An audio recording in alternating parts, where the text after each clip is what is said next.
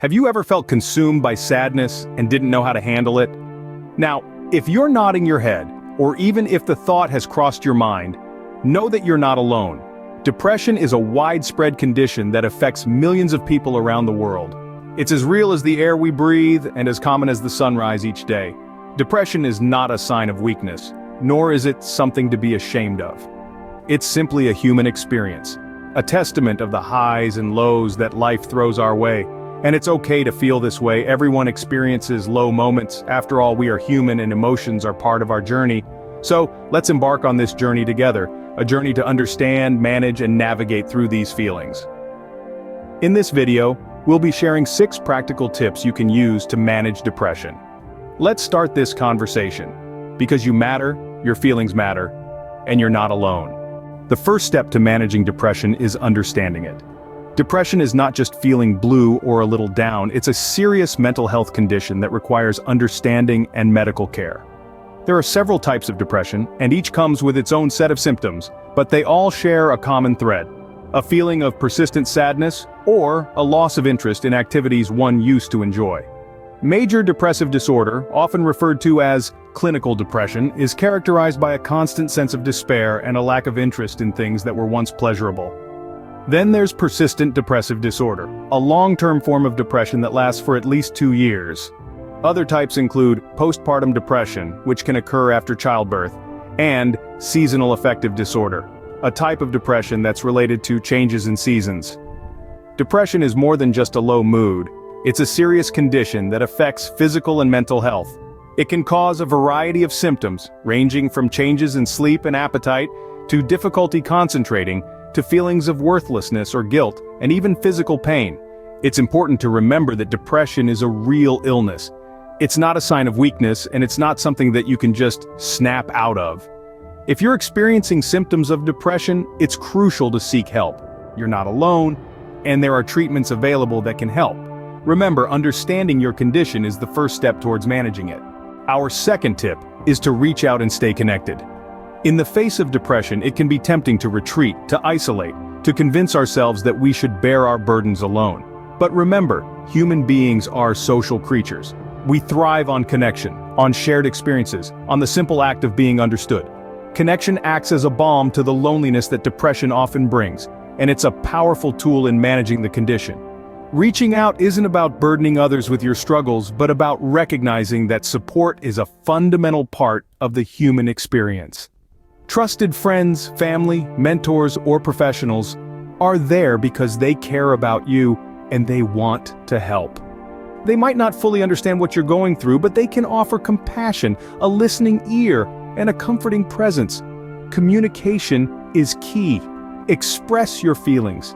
If articulating your emotions is hard, try writing them down or creating art. Whatever form it takes, let your feelings out.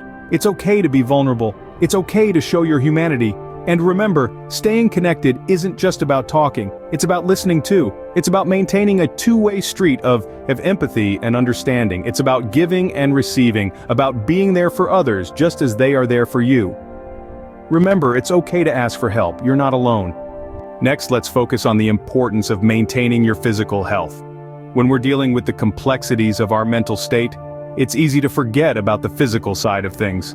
However, our bodies and minds are intrinsically connected, and taking care of one can greatly benefit the other. So, let's talk about exercise. No, you don't need to become an Olympic athlete overnight. Even a short, brisk walk can do wonders for your mood and energy levels. Regular physical activity releases endorphins, the body's natural mood lifters. Over time, a consistent exercise routine can help reduce feelings of fatigue, improve your sleep, and boost your self-confidence. Now let's discuss nutrition. Eating a balanced, healthy diet can significantly influence your mood and energy levels. Try to incorporate plenty of fruits, vegetables, lean proteins, and whole grains into your meals. And don't forget to stay hydrated. Drinking plenty of water throughout the day can help maintain your energy and focus. Lastly, let's not overlook the importance of a good night's sleep. Sleep deprivation can exacerbate feelings of sadness, irritability, and fatigue. Try to establish a regular sleep schedule and create a relaxing bedtime routine that signals to your body it's time to wind down and rest. Remember, your physical health plays a significant role in your mental well-being. Taking care of your body is not just about looking good, it's about feeling good too. So let's make a pact to prioritize our physical health as much as our mental health. Our fourth tip is to practice mindfulness. But what is mindfulness? In essence, it's the art of being fully present and engaged in whatever you're doing at this very moment, free from distraction or judgment, and with a soft and open mind. It's about observing your thoughts and feelings without getting caught up in them.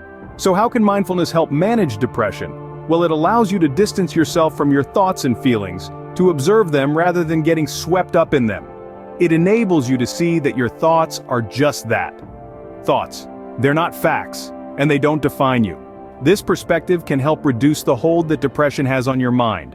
Now, how can you incorporate mindfulness into your daily life? One of the simplest ways is through meditation. You don't need any special equipment or locations, just a quiet place where you can focus on your breathing, noticing the sensation of the air entering and leaving your body. Another method is deep breathing exercises. When you're feeling overwhelmed, take a moment to close your eyes. Breathe in deeply through your nose, hold for a few seconds, then exhale slowly through your mouth. Repeat this a few times until you feel calmer. Mindfulness might seem simple, but like any skill, it requires practice. So start small and be patient with yourself. Remember, mindfulness is about living in the present and accepting it without judgment. Our fifth tip is to challenge negative thinking. Depression has a knack for painting the world in shades of gray. It can distort your perception of reality, making you more prone to negative thinking patterns. It's like wearing a pair of glasses that only show you the darker side of life. But here's the truth. These glasses aren't your only option. You see, our minds are powerful tools. They can be our greatest allies or our fiercest adversaries. When depression takes hold, it often attempts to hijack the mind, filling it with self-doubt, pessimism, and destructive thoughts. But here's the good news. You have the power to challenge these thoughts. How, you ask? Well, it's all about shifting your perspective. Start by recognizing when a negative thought arises. Instead of accepting it as fact, question it. Ask yourself, is this thought based on fact or is it a product of my depression? Next, try to replace that negative thought with a positive one. It's not about ignoring reality, but rather choosing to focus on the brighter side of things. For example, instead of thinking, I'm a failure, you might say, I'm a work in progress, and that's okay. Remember, it's okay to have bad days, but don't let those days define you. You are not your thoughts, and you certainly are not your depression. This process won't be easy, and it won't happen overnight, but with practice, patience, and persistence, you can begin to reshape your thinking patterns. Remember, your thoughts are not always a reflection of reality. Our final tip is to seek professional help. This is a crucial step in dealing with depression. It's important to understand that depression is a serious medical condition and not a weakness or flaw in character. Just like you wouldn't hesitate to see a doctor for a physical ailment. Don't hesitate to consult a mental health professional for depression. Professionals are equipped with the tools, resources, and expertise to diagnose and treat depression. They can provide guidance, support, and a safe space for you to express your thoughts and feelings. One form of professional help is psychotherapy, or talk therapy.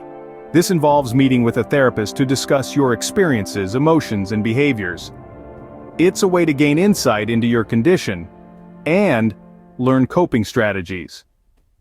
Another form of treatment is medication. Antidepressants can help manage the symptoms of depression by balancing the chemicals in your brain.